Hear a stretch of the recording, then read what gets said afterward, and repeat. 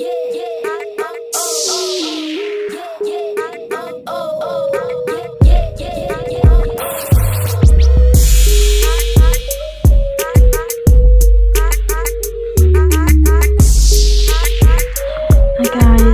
banget kan bikin tutorialnya, kalian bisa cobain di rumah ya.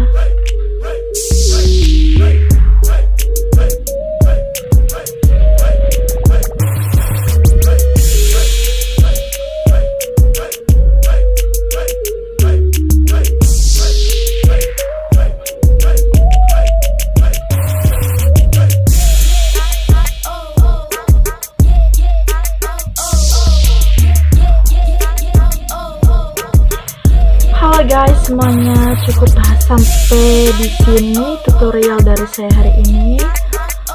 Kalian bisa mencobanya di rumah buat tutorial makeup yang saya buat hari ini. Dan ya kalian pelan-pelan belajar, oke? Jangan patah semangat untuk belajar makeup. Dan saya pun sama, masih tahap belajar. Kita bareng-bareng belajar, oke? Dan buat kalian yang tonton video ini, jangan lupa subscribe, like, and comment, dan share video saya. Semoga bermanfaat video saya hari ini buat kalian yang mau belajar makeup.